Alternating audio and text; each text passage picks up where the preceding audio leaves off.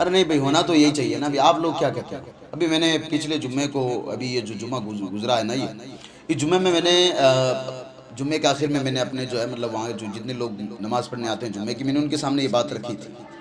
ये बात मैंने वहाँ रखी थी और यही कहा था कि और हम कुछ नहीं कर सकते तो कम से कम गज़ा और फ़िलिस्तीन के मुसलमानों को दुआ में याद ज़रूर रखें यार, वरना और तो हम मुझे मालूम हम कुछ नहीं कर सकते। और इस वक्त क्योंकि ये 11वीं शरीफ है, आपने ये जो आज मजलिस लगाई ये भी 11वीं शरीफ की मजलिस है। ये तो 11वीं शरीफ की मजलिस हम क्यों लगाते हैं कि ताकि हम गौसे पाक रज़ी अल्लाह तआला अन्हु का वसीला देकर अल्लाह की बारगाह में दुआ कर सकें। और हम जब दुआ करते हैं तो अल्लाह तबारक व तआला हुज़ूर गौसे पाक रज़ी अल्लाह तआला अन्हु के वसीले से हमारी दुआओं को सुनता है साहब। हमारा अकीदा यही है। तो हम सबको चाहिए कि फिर हम गौसे पाक रज़ी अल्लाह तआला अन्हु के सदक़े में आज मैं आप सबको ये बात बताना चाहता हूँ कि हमारी चाहे वो नमाज हो, चाहे हमारी कोई मजलिस हो या हमारा कोई जलसा हो, कोई भी ऐसा नहीं होना चाहिए कि जिसमें फ़िलिस्तीन और हम गज़ा के मुसलमानों को भूल जाएं। कोई भी ऐसा नहीं होना चाहिए और भूलना भी नहीं। अगर हमारा ताल्लुक़ अगर इस्लाम से है, अगर हम जो है दीन इस्लाम को मानते हैं तो फिर गज़ा और जो है फ़िलिस्तीन के मुसलमानों को हम नहीं भूल सकते। आप सोशल मीडिया को उठा कर देखें, उनके फ़ोटोज़ को देखें, उनकी वीडियो को देखें, वहाँ के छोटे बच्चों को देखें, वहाँ की बिलखती हुई माएँ और बहनों को देखें। और वहाँ के अगर ये कहे कि हमारे बच्चों के पास ना जो है मेडिसिन की कोई जो है चीज़ें हैं, ना पीने को पानी है, ना खाने को कोई सामान है, और वहाँ जाने का कोई दूसरा हमारे पास कोई ज़रिया भी नहीं है या कोई चीज़ पहुँचाने का हमारे पास कोई ज़रिया भी नहीं है, तो कम से कम इतना तो कर सकते हैं ना कि हम उन लोगों के लिए दुआ करें।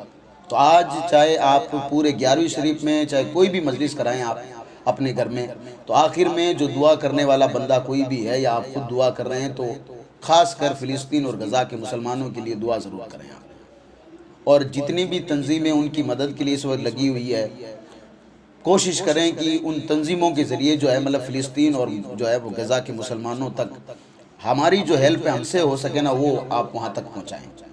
हम लोग यही कर सकते हैं, बाकी हमें मालूम है हम कुछ नहीं कर सकते साहब।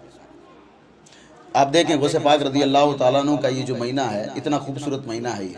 हमें गौसे पाक की सीरत बताई जाती है कि गौसे पाक रज़ी अल्लाह तआला अन्हु ने जो तबलीग की है दीन की, चाहे वो 18 साल की जो है उम्र में जब तबलीग की, घर से निकले थे जो है मतलब इल्म हासिल करने के लिए, वालिदा ने कहा था सच बोलना है। एक आप सच बोलते हैं, 250 डाकू जो है मतलब आपके हाथ पर तौबा करते हैं। आपने वहाँ से दीन की तबलीग शुरू की, फिर आप जो है मतलब वहाँ जब बगदाद में पढ़े तो फाके के दिन भी देखे आपने जो है मतलब बहुत सारे ऐसे लोगों को देखा जो कि दीन को नहीं मानने वाले थे, उनको समझाया। फिर आपने 31 या 32 साल के जब आप हुए तो आपने पहला खुतबा दिया था या पहली जो तकरीर की थी। आप गौसे आज़म रज़ी अल्लाह तआला की खुद की लिखी हुई किताब पढ़ें, उनकी सीरत को पढ़ें। तो गौसे पाक रज़ी अल्लाह तआला ने हमें दरस यही दिया है कि हमें एक दूसरे की मदद करनी चाहिए, और कम से कम जो मदद हमारी है ना, अगर हम उस तक नहीं पहुंच सकते तो कम से कम उनके लिए हम दुआ करें। और मैं और आप अच्छी तरीके से आज जानते हैं, इस मजलिस में आप लोग जितने बैठे हैं आप सब जानते हैं कि इस वक्त फ़िलिस्तीन और गज़ा और दुनिया भर में जितने परेशान मुसलमान हैं, वो सब उन सब के लिए हमारी दुआ कितनी ज़रूरी है, कितनी ज़रूरी है हमारी दुआ उनके लिए। और दुआ रब तबारक व तआला की बारगाह में जब हम गौसे पाक रज़ी अल्लाह तआला अन्हु का वसीला देते हैं, आप जब पढ़ते हैं आप देखें एक रंग बनता है।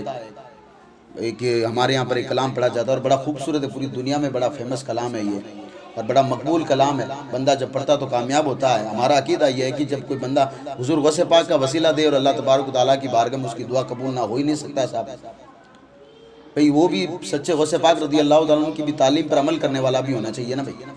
गौसे पाक रज़ी अल्लाह तआला अन्हु ने जिस तरीके से अपनी ज़िंदगी गुजारी, उस तरीके से हमें भी ज़िंदगी गुजारनी। उस तरीके से अगर ज़िंदगी गुजार कर हम गौसे पाक अगर वसीला देकर अगर अल्लाह की बारगाह में दुआ करते हैं तो इंशाअल्लाह हमारी दुआ कबूल होगी। और दुआ इस वक्त सबसे ज़्यादा दुआ की अगर ज़रूरत है तो फ़िलिस्तीन और गज़ा के मुसलमानों की इस वक्त ज़रूरत है। हमारे यहाँ पर वो जो कलाम मैं अभी जिसका जिक्र करने जा रहा था, अभी आपने वो कलाम सुना होगा, वो आपकी मजलिस में रोज़ाना ये कलाम पढ़ा जाता है, इमदाद कुन अज़ बंदे गम आज़ाद कुन।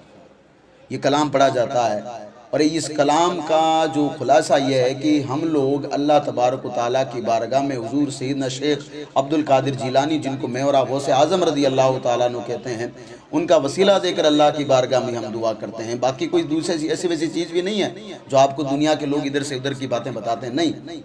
हम अल्लाह की बारगाह में गौसे आज़म रज़ी अल्लाह तआला अन्हु का वसीला दे करके हम जो है अल्लाह की बारगाह में गौस पाक का वसीला रख करके दुआ करते हैं कि परवरदिगार ये तेरा नेक सालेह और तेरा वली है, हम इसका वसीला देकर तेरी बारगाह में दुआ करते हैं।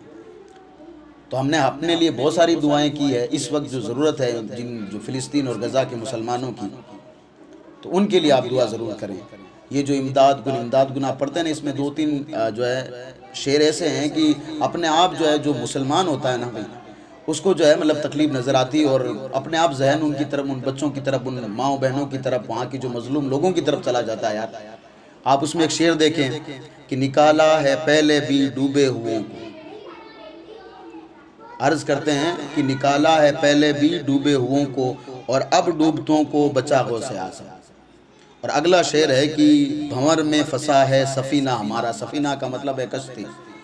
एक बंदे की जब तूफ़ान में कश्ती फंस जाती है तो कहते हैं कि भंवर में फंसा है सफ़ीना हमारा, बचा गौसे आज़म, बचा गौसे आज़म। इस वक्त गज़ा और जो है फ़िलिस्तीन के मुसलमानों का जो सफ़ीना है वो किस तरीके से भंवर में फंसा हम लोग अच्छी तरीके से जानते हैं।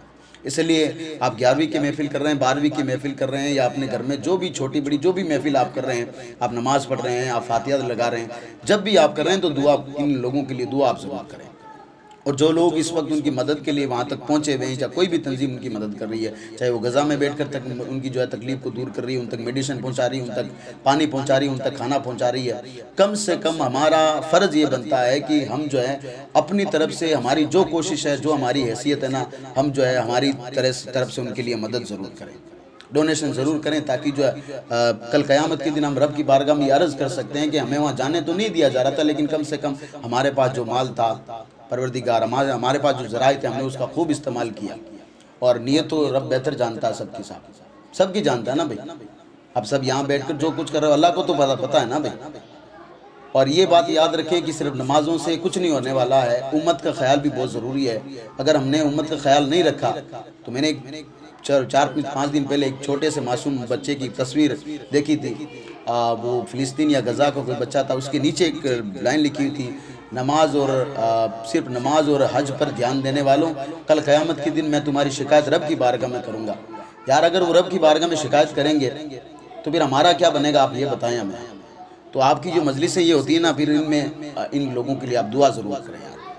और दुआ कैसे करें, मैंने अपनी मस्जिद में ये कहा था पिछले अभी जुम्मे को कि दुआ ऐसे करें कि परवरदिगार तूने ऐसे ही उन लोगों की गैब से मदद फरमा, जैसे कभी तूने जो है जब वो अबरा खाना काबा को उठाने आया था ना, तब तूने अबाबिलों के ज़रिए, जो कि एक परिंदा है, उससे तूने मदद की थी।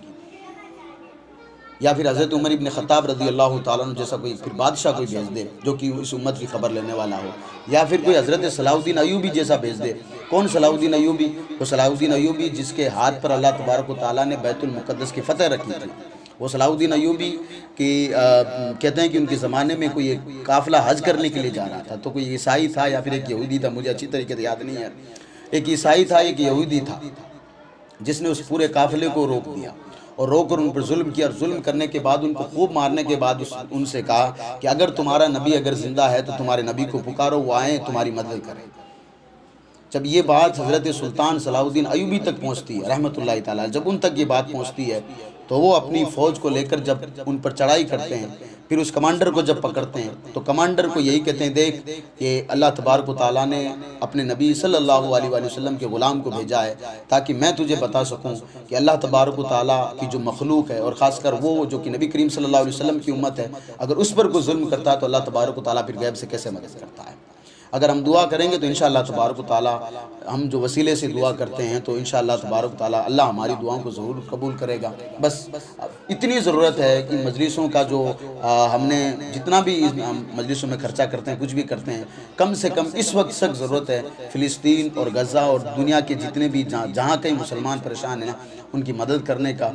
वरना आप ये बात याद रखें कि अगर उन्होंने क़यामत के लिए शिकायत कर दी ना, तो फिर ये बात याद रखें हम कहीं के नहीं रहेंगे, ये बात याद रख लें। वरना तो आगे तो आप सब जानते हैं अच्छी तरीके से। आप दरूद पाक पढ़ लें, अल्लाहुम्मा सल्ली अला